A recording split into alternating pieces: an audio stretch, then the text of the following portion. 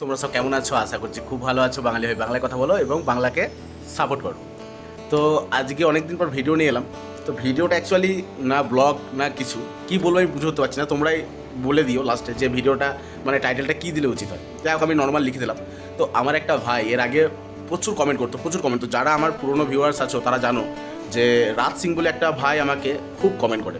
তো সেই ভাইটার একটু শারীরিক প্রবলেমের জন্য কিছুদিন ফেসবুকে মানে সোশ্যাল মিডিয়ায় আসতে পারিনি, আর আমাকে কমেন্ট করতে পারিনি, আর আমার সাথে কথাও হয়নি।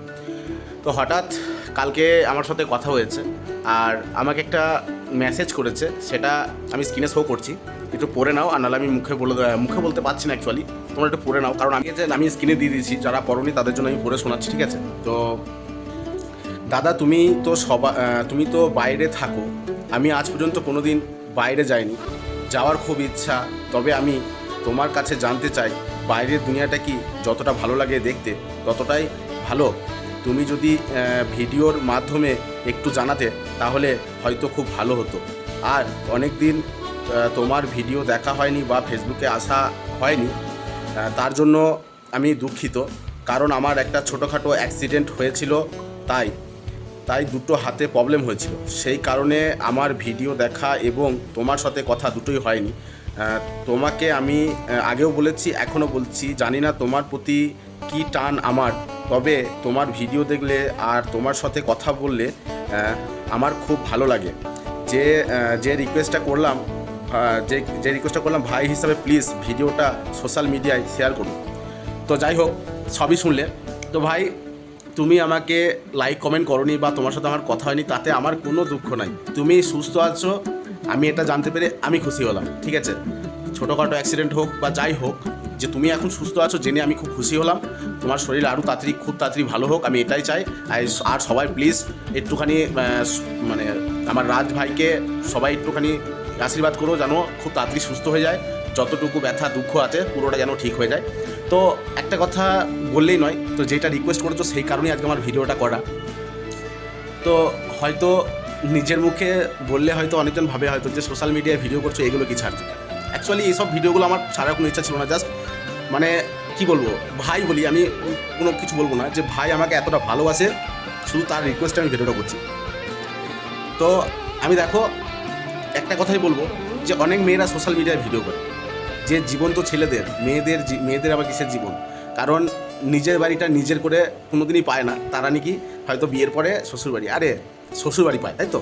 তোমরা একটা জিনিস ভাবো কমসে কম, যে তুমি একটা বাড়ি ছেড়ে, আমি মেয়েদের জন্য বলছি, তুমি একটা বাড়ি ছেড়ে আর একটা বাড়ি গিয়ে তাদের তোমার জীবনসঙ্গী পাচ্ছ, তুমি নতুন মা বাবাকে পাচ্ছ। হ্যাঁ, হয়তো সব ফ্যামিলি, সব শ্বশুর শাশুড়ি এক হয় না, আমি সেটার জন্য বলছি না। হয়তো অনেক মানুষের কষ্ট আছে, অনেক মেয়ের কষ্ট আছে, আমি তাদের নিয়ে কোনো ছেলে খেলা করছি না। বাট একটা কথাই বলবো, যে ছেলেরা 9 মাস বাইরে থাকে আর 1 মাসের জন্য বাড়ি যায়। 9 মাস বাইরে থেকে 1 মাসের জন্য বাড়ি যায়, শুধু 1 মাস বাড়িতে রেস্ট করার জন্য, ঘোরার জন্য। বাইরে যখন চলে আসে না, তারা শুধু ওই ভূতের খাটনি খেটে যায়, ঠিক আছে? আর বাড়ির লোকে পয়সা পাঠিয়ে যায়। বাড়ির লোক ভাবে, আহা, আমার ছেলেটা বাইরে আছে, কতই না সুখে আছে, কতই না ভালো আছে। যেরকম আমি আমার দিয়ে বলছি, মানে আমার ফ্যামিলি বিষয় বলছি না, বাট জাস্ট আমার কথা বলছি। আমি হোটেলে কাজ করি, তো মানে আগে যা করেছি, এখন হোটেলে কাজ করি। তো হোটেলে হয়তো অনেক মানুষ, দেশের অনেক মানুষ আছে যারা ভাবে যে হোটেলে ছেলেটা কাজ করে, ও কত সুন্দর খাবার খায়, হোটেলের মানে নতুন নতুন জিনিস, নতুন নতুন খাবার ওরা টেস্ট করে। কিন্তু তোমরা জানো যে যেই মানুষটা নিজের হাতে রান্না করে না, অর্ডার দেয় চিকেন কারি, মাটন কারি, ঠিক আছে, মাটন কাবাব, চিকেন কাবাব, কত কিছুই না নিজের হাতে বানায়, কিন্তু তারা কোনোদিন টেস্ট করতে পারে না। খাবার কি দেখবে? তো আমি স্ক্রিনে শো করছি, খাবারগুলো দেখে নাও। যেগুলো বাড়িতে মা রান্না করলে হয়তো কিছু ছেলে ঝামেলা অশান্তি করে, কিছু ছেলে অনেক কিছুই করে। আমি নিজে করি, আমি নিজে বাড়িতে অনেক কিছু খাই না, অনেক কিছু।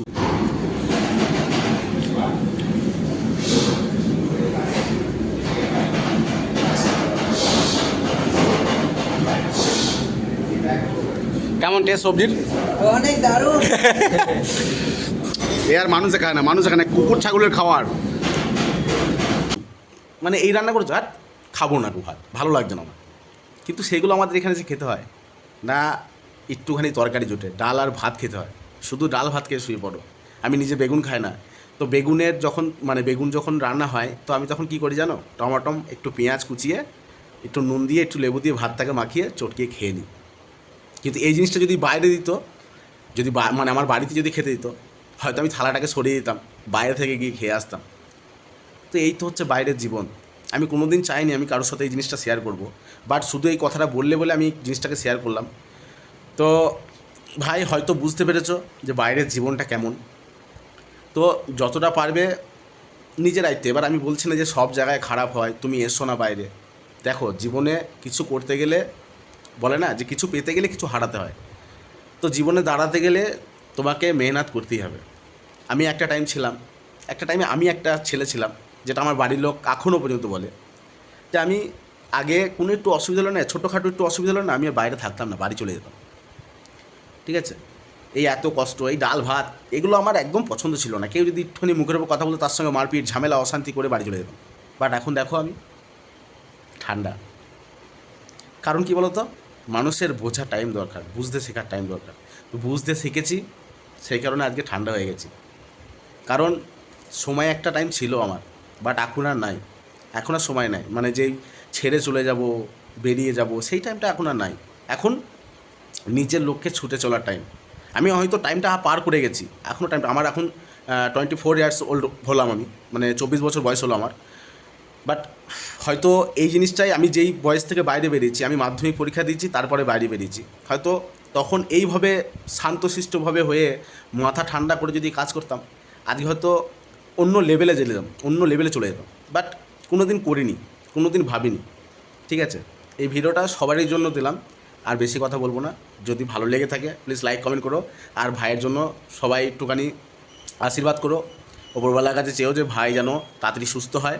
রাজ ভাই, থ্যাংক ইউ আমার মনের কথা তুমি বের করার জন্য। কারণ আমি কোনো দিন ভাবিনি যে ভিডিও করবো, বাট আমি একদিন আমার ভাইকে বলছিলাম, আমার ভাই যদি ভিডিওটা দেখে কমেন্ট করে নিশ্চয়ই জানাবে। আমার ভাইকে আমি বলছিলাম যে এইসব জিনিসগুলো নিয়ে ভিডিও করাটা খুব প্রয়োজন, বাট আমি চাইনি। কারণ এগুলো কী বলতো, মানুষ বলবে সিম্পেথি, আমি সিম্পেথি পেতে চাই না। ঠিক আছে, তো চলো আজকের জন্য এখানেই শেষ করলাম। ভিডিওটা যদি ভালো লেগে থাকে আর এই ভাইটাকে যদি ভালো লেগে থাকে প্লিজ সবাই একটু সাপোর্ট করো। তো আজকের জন্য টাটা, বাই বাই, দেখা হচ্ছে নেক্সট ভিডিও নিয়ে।